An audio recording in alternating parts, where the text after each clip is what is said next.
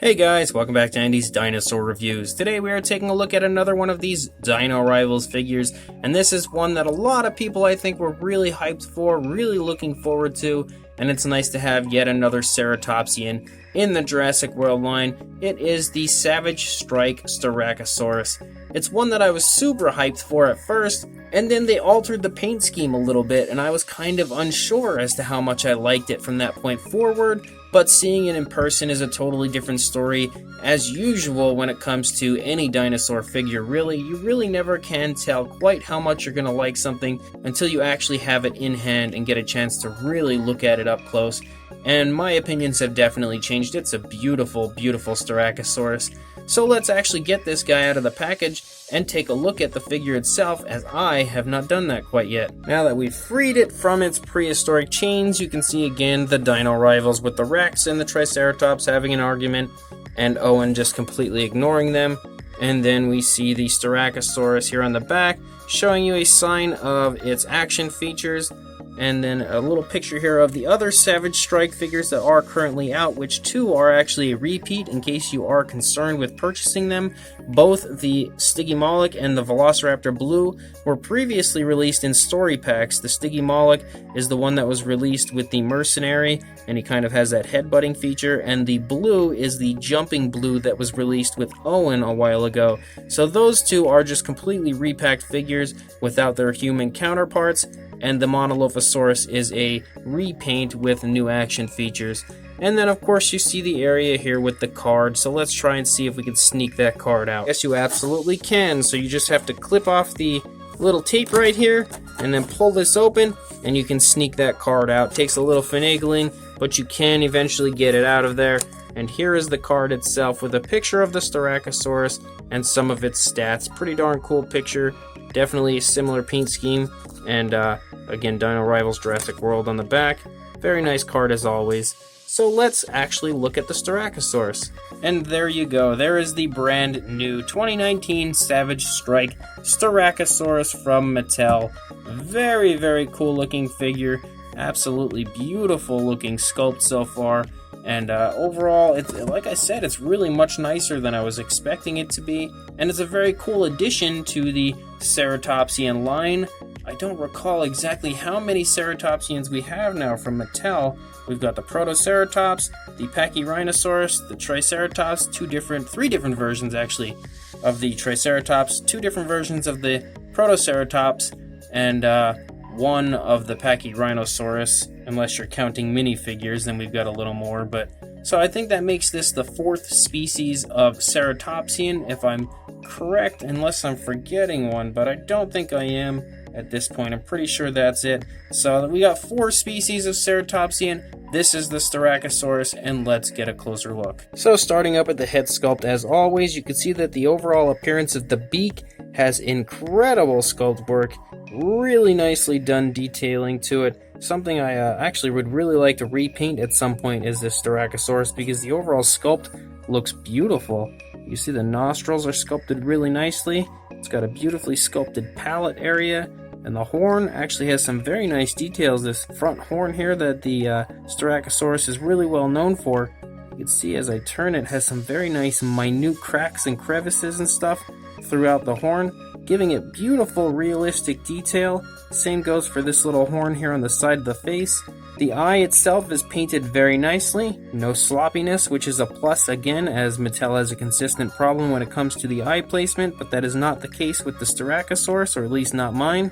You can see the overall detail and sculpting all around the eye socket, everything just looks incredible. That is absolutely beautiful as far as the sculpting goes there. And again, this side as well, no sloppiness as far as the eye goes. The beautiful scales and everything here on the face, they all look fantastic. So the overall sculpting of the detail up here on the face just looks beautiful. And then we get up here into the frill, and the frill looks just as awesome, honestly, as the rest of the face. So many beautifully sculpted scales. And the color pattern that they've done here is very nice and very natural looking, yet it's quite striking, honestly. Really looks quite beautiful. I love the scaling and all of the osteoderms and everything, really, honestly, all over the head sculpt, and the frill and everything just looks fantastic. You can see, however, that mine does have some paint scratches on it, and this was the only one, unfortunately, that was at my Walmart, so it was either I miss out on the Styracosaurus at this time, or get one with some paint chips. So I will be intending on buying another one at some point to repaint, and I'll probably just try to find one to repaint that actually has a nicer paint, and then I'll just repaint this one. The horns overall around the entire frill also look really beautiful. I like that coloration that they have on them because it really makes those horns stand out to you. Such a cool looking Styracosaurus. Really beautiful as far as the sculpt goes. Even the detail behind the frill looks awesome. Really beautifully done as far as that area goes. It's a little hard to get in there and see, but the sculpting of the neck looks fantastic as well. And then we start to see some osteoderms and stuff appearing on the side. Coming down here, you can see the shoulder blade a little bit there, elaborated. Down into the legs. Very nice sculpt work of the legs. Those feet look beautiful. The claws are sculpted really nicely. There's no paint applied to them, sadly, but they do still look really nice. You can kind of get a hint of the rib cage there on the side of the animal. Beautiful scale work and everything the whole way through. And then we come back to the rear leg. Very nice musculature. This rear leg looks very muscular the whole way down. Beautiful, huge calf muscles. Nicely sculpted kneecaps. And again, the feet look fantastic as well. Really, really beautiful work. And then we come up here. Go back into the length of the tail. Some more osteoderms appearing here and there. And really, the sculpt work is just top notch. Everywhere it appears on the Styracosaurus. And again, it's pretty much a mirror image when you go to the other side of a Mattel figure. They're all sculpted fairly the same on each side. So if you see one side and it's beauty, you're guaranteed beauty on the other side. And that's no different here with the Styracosaurus. Again, you can see the rib cage there. Beautiful sculpting of the bumps up here on the back. The rear leg looks very nice again as well. So overall, the sculpt is fantastic for sure. I think the paint is also very nice, and this Styracosaurus in general is really quite the beautiful looking figure. And anybody interested, there is the Jurassic Facts app code if you want to add this guy to your collection. As far as the action features go, it's the Savage Strike, so you are going to push down the tail, and he just basically tries to stab the crap out of you with his horn. But that's exactly the type of action feature you would expect on a Styracosaurus, and it works really quite nicely. And as far as articulation goes, there's no kind of swivel or anything in the neck. You can move it a little bit left and right, but barely, but it's connected for the action features, so you're not going to really have too much mobility as far as the neck goes. The legs do move away from the body, or at least the front legs do. They're very stiff, and it's actually quite terrifying to move them away from the body because I have had some issues when it comes to Mattel figures in the past when they have a stiff joint, and I stupidly try to just move them while they're stiff. I end up snapping the legs off. It's happened to me with the Indoraptor, the Grab and Growl Indoraptor to be more specific. And it also happened to me with the Quest for Indominus skeleton of the Indominus Rex the first time that I purchased that. So, moving a stiff joint on a Mattel Jurassic World figure is absolutely terrifying to me, but the leg does go forward and back, and the rear legs go forward and back. They don't extend too far from the body, but they do come out a little bit. And then, of course, the tail itself has articulation, but not much, just basically to make the head striking action go.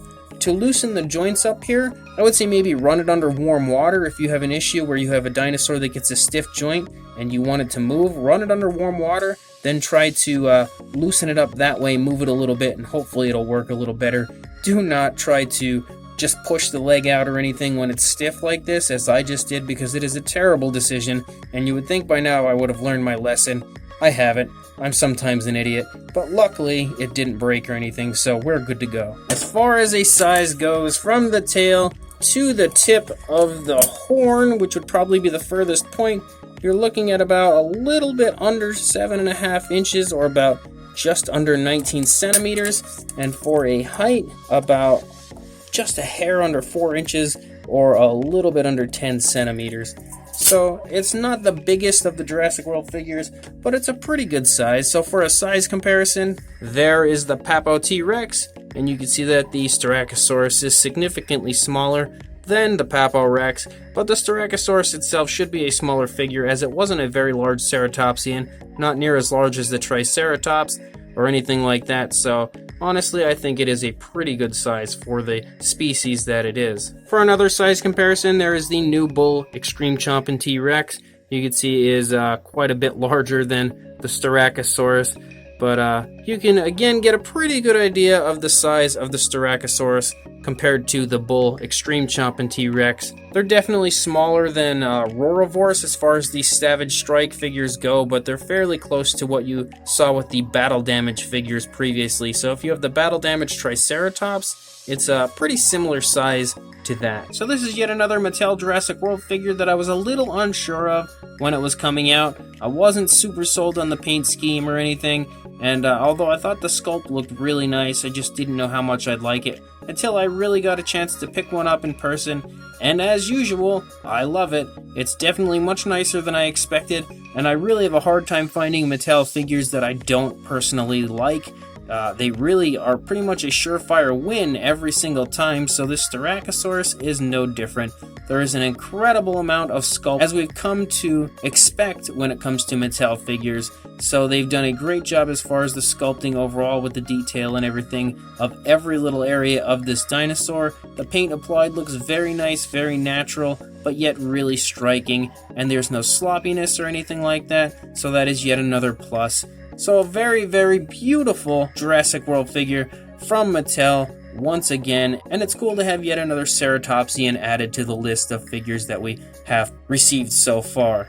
Hopefully we'll get more Ceratopsians in the future. I have heard of a possible Nasutoceratops, so we'll keep our fingers crossed. Maybe we'll get that at some point. But for now, if you are looking for a great new Mattel Ceratopsian, this Styracosaurus is a great way to go. If you do want to purchase one, you can head to either Walmart or Target, as these are sold at both. I found mine at Walmart for $10, but you could potentially find this at Target, probably for about the $10 range, depending on if you have either Target or Walmart closer to you. One of the two should hopefully have it. So go ahead, go find this guy. I definitely recommend it. And please like, comment, and subscribe, and I will see you in the next review. Thanks for watching.